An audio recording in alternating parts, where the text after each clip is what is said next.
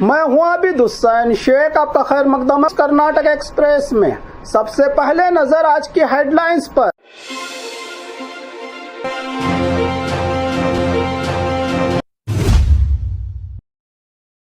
NEET री exam 2026 का result जारी। 11,21,000 कैंडिडेट्स हुए पास। बेंगलुरु मेट्रो स्टेशन के बाहर सस्पेक्टेड स्प्रे से मची अफरा तफरी। इंदिरा नगर के लोगों में डर का माहौल। क्या कर्नाटका में दोबारा लॉटरी होगी शुरू? इलीगल लॉटरी पर रोक और लीगल लॉटरी की मांग हुई तेज।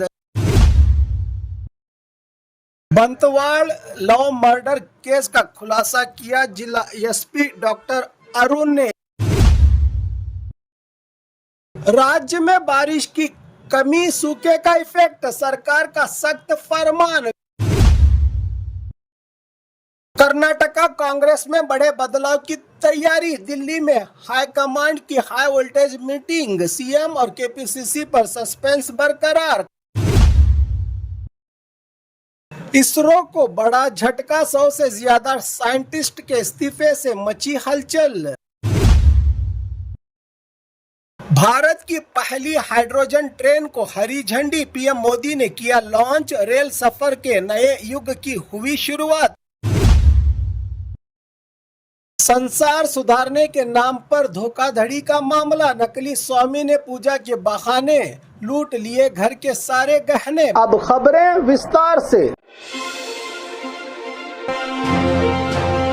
नीट री एग्जाम 2026 का रिजल्ट जारी। 11,21,000 कैंडिडेट्स हुए पास। 2 स्टूडेंट्स बने all India toppers. Medical aspirant के लिए बड़ी खबर। नीट री एग्जाम के नतीजे घोषित। नीट री एग्जाम 2026 का रिजल्ट जारी कर दिया गया है। इस बार 20 लाख कैंडिडेट्स ने एग्जाम दिया, जिसमें 11,21,000 स्टूडेंट्स ने कामयाबी हासिल की। कामयाब कैंडिडेट्स में 58% महिला कैंडिडेट्स शामिल हैं। 720 में से 715 मार्क्स हासिल करके आर्यन गुप्ता और पंशुल बंसल ने ऑल इंडिया टॉपर बनने का गौरव हासिल किया। NEET paper re exam leak विवाद के बाद 21 जून 2026 को सख्त सुरक्षा के बीच दोबारा एग्जाम कंडक्ट की गई थी। अब नीट रैंक के आधार पर एमबीबीएस और अन्य मेडिकल कोर्सेज की काउंसलिंग और सीट अलॉटमेंट की प्रक्रिया शुरू होगी। नीट री एग्जाम का रिजल्ट आने के बाद लाखों स्टूडेंट्स का इंतजार आखिरकार खत्म हो गया।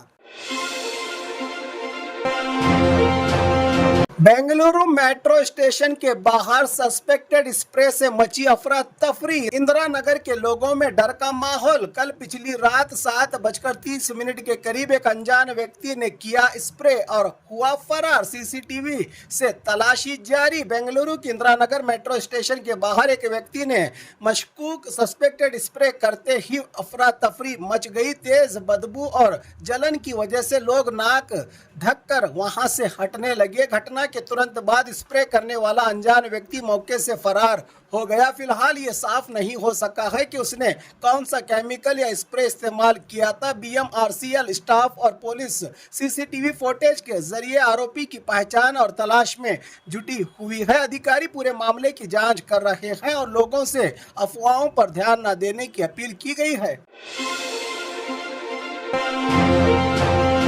क्या कर्नाटका में दोबारा लॉटरी होगी शुरू? इलीगल लॉटरी पर रोक और लीगल लॉटरी की मांग हुई तेज। रिटेल लॉटरी संघ का दावा, हर साल हजारों करोड़ का रेवेन्यू हो रहा है, सरकार को नुकसान। कर्नाटका में एक बार फिर लीगल लॉटरी शुरू करने की मांग जोर पकड़ रही है। State lottery retail sellers association का कहना है कि लॉटरी पर बैन के बावजूद केरला से गैर कानूनी लॉटरी का धंधा खुलेआम चल रहा है सरहदी जिलों में, जिससे कर्नाटक को हर साल हजारों करोड़ रुपयों के रेवेन्यू का नुकसान हो रहा है। संघ का दावा है कि अगर सरकार लीगल और कानून के मुताबिक लॉटरी सिस्टम लागू करे तो इलीगल लॉटरी पर रोक लगेगी और सरकार को भी बड़ा फायदा मिलेगा। उन्होंने ये भी कहा है कि मंडिया में बड़ा लॉटरी प्राइज लगने के बाद कर्नाटका के कई इलाकों में इलीगल लॉटरी का परिचालन और बढ़ गया है। फिलहाल कर्नाटका में 2007 से लॉटरी पर पाबंदी है। अब देखना होगा कि सरकार इस इस मांग पर क्या फैसला लेती है और इलीगल लॉटरी के खिलाफ क्या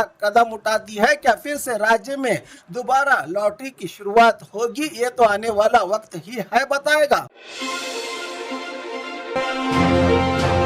बंतवाड़ लव मर्डर केस का खुलासा किया जिला एसपी डॉक्टर अरुण ने। एक तरफा मोहब्बत में 21 साल की लावण्या का कत्ल, आरोपी गिरफ्तार, पुलिस की तेज कार्रवाई, मंगलुरु से पकड़ा गया हत्यारा। दक्षिण कन्नड़ा के बंतवाड़ में 21 साल की लावण्या के कत्ल के मामले में पुलिस ने तेज कार्रवाई करते हुए आरोपी चेतन को मंगलुरु से गिरफ्तार कर लिया है। पुलिस जांच के मुताबिक आरोपी लावण्या से एक तरफा मोहब्बत करता था। जब उसकी चाहत पूरी नहीं हुई तो उसने तलवार से हमला करके कत्ल को अंजाम दिया। गिरफ्तारी के बाद पूछताछ में आरोपी ने जहर खाने की बात बताई, जिसके बाद उसे तुरंत सरकारी हॉस्पिटल में भर्ती करवाया गया कि एक प्रेस कॉन्फ्रेंस में जानकारी दी। मंगलुरु एसपी डॉक्टर अरुण के ने पुलिस ने बताया कि इलाज के बाद कानूनी प्रक्रिया पूरी करते हुए आरोपी के खिलाफ सख्त कार्रवाई की जाएगी। इस सनसनीखेज वारदात ने पूरे इलाके में हलचल मचा दी है और पुलिस मामले की गहराई से जांच कर रही है। राज्य में बारिश की कमी, सूखे का इफेक्ट, सरकार का सख्त फरमान, विधान सौदा, विकास सौदा और सभी दफ्तरों में बिजली पानी बचाना होगा अब कंपलसरी। कर्नाटका में कम बारिश और बढ़ते सूखे के हालात को देखते हुए राज्य सरकार ने बिजली और पानी बचाने के लिए सख्त डायरेक्शन जारी किए हैं। सरकार की ओर से अब विधान सौदा, विकास सौदा और दूसरे सरकारी दफ्तरों में कंपलसरी बिजली और पानी की बर्बादी पर रोक लगाई जाएगी। ऑफिस खत्म होते ही लाइट, फैंस, एसी और कंप्यूटर को पूरी तरह शटडाउन करना होगा। शाम 6 बजे के बाद बिजली की खपत पर कड़ी नजर रखी जाएगी, मॉनिटरिंग की जाएगी। एसी का टेम्परेचर 24 से 26 डिग्री के बीच रखना होगा।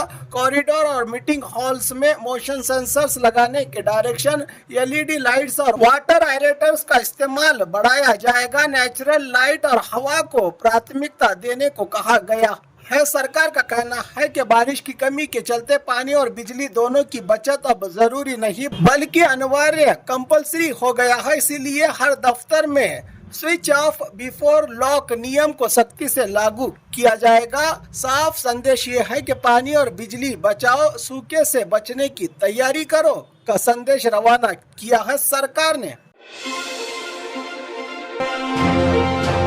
कर्नाटका कांग्रेस में बड़े बदलाव की तैयारी, दिल्ली में हाईकमांड की हाई वोल्टेज मीटिंग, सीएम और केपीसीसी पर सस्पेंस बरकरार, खड़गे, राहुल गांधी और वेणुगोपाल के साथ हुई अहम बैठकें, जल्द हो सकता है कैबिनेट रिशफल का बड़ा फैसला। दिल्ली में कर्नाटका कांग्रेस को लेकर हाईकमांड की लगातार हाई लेवल मीटिंग्स जारी है। कांग्रेस प्रेसिडेंट मल्लिकार्जुन खड़गे, राहुल गांधी और केसी वेणुगोपाल ने सिद्धरामैया, डीके शिवकुमार और बीके हरिप्रसाद के साथ कई दौर की बैठकें की। सियासी गलियारों में चर्चा है कि कैबिनेट रिशफल और केपीसीसी प्रेसिडेंट को लेकर हाईकमांड जल्द बड़ा फैसला ले सकता है। बताया जा रहा है कि कर्नाटका कांग्रेस की नई स्ट्रेटेजी और लीडरशिप को लेकर गंभीर चिंतन मंथन चल रहा है। कांग्रेसी नेताओं ने इसे ऑन गोइंग डिस्कस बताते हुए कहा है कि राजनीतिक और संगठनात्मक मुद्दों पर विचार और चर्चा हो रही है। फिलहाल किसी फैसले का आधिकारिक ऐलान नहीं हुआ है, लेकिन दिल्ली की इन बैठकों ने कर्नाटका की राजनीति का माहौल और गर्म कर दिया है। 20 मंत्री पदों के लिए 40 से ज्यादा डिमांड, अब किसका इंतजार होगा पूरा, ये तो आने वाला वक्त ही है बताएगा। मंत्री पद की उम्मीद में बैठे कई मंत्रियों का अब हाईकमांड ही करेगी पूरा। इसरो को बड़ा झटका, 100 से ज्यादा साइंटिस्ट के इस्तीफे से मची हलचल।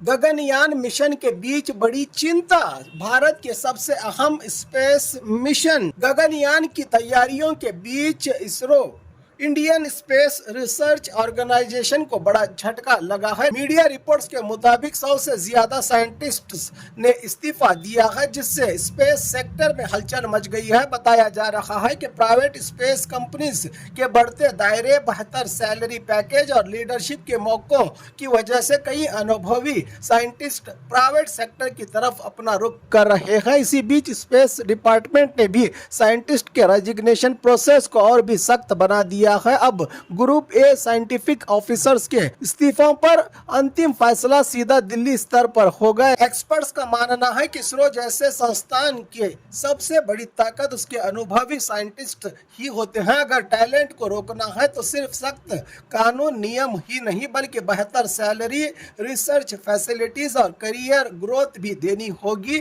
फिलहाल इसरो या स्पेस डिपार्टमेंट की तरफ से इस्तीफों की वजह को लेकर कोई आधिकारिक बयान तो सामने नहीं आया है। भारत की पहली हाइड्रोजन ट्रेन को हरी झंडी, पीएम मोदी ने किया लॉन्च। रेल सफर के नए युग की हुई शुरुआत। देश के रेल इतिहास में एक नया दौर जुड़ गया है। प्रधानमंत्री नरेंद्र मोदी ने हरियाणा के जिंद रेलवे स्टेशन से भारत की पहली हाइड्रोजन ट्रेन को हरी झंडी दिखाकर रवाना किया। यह लेटेस्ट और अत्याधुनिक ट्रेन जिंद सोनीपत रूट पर चलेगी। 1200 किलोवाट हाइड्रोजन फ्यूल सेल से चलने वाली इस ट्रेन की मैक्सिमम स्पीड 75 किलोमीटर प्रति घंटे की रफ्तार से है और ये 10 कोचेस के साथ लगभग 2600 यात्रियों को ले जाने की क्षमता रखती है। हाइड्रोजन टेक्नोलॉजी से चलने वाली ये ट्रेन पर्यावरण के लिए ज्यादा अनुकूल मानी जा रही है और इसे भारत के ग्रीन ट्रांसपोर्ट मिशन की तरफ एक बड़ा कदम बताया जा रहा है। भारत की रेल व्यवस्था अब हाइड्रोजन की ताकत के साथ नए दौर में कदम रख चुकी है।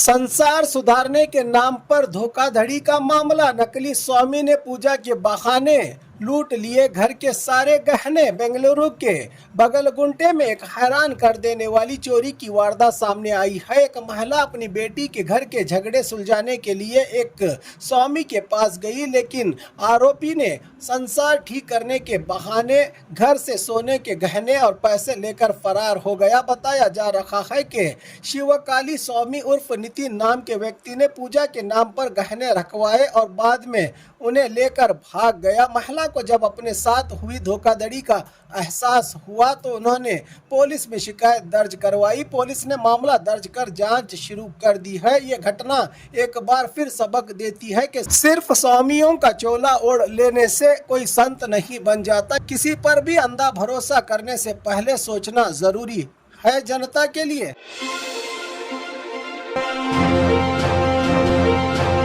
और खबरों के लिए देखते रहिए कर्नाटक एक्सप्रेस।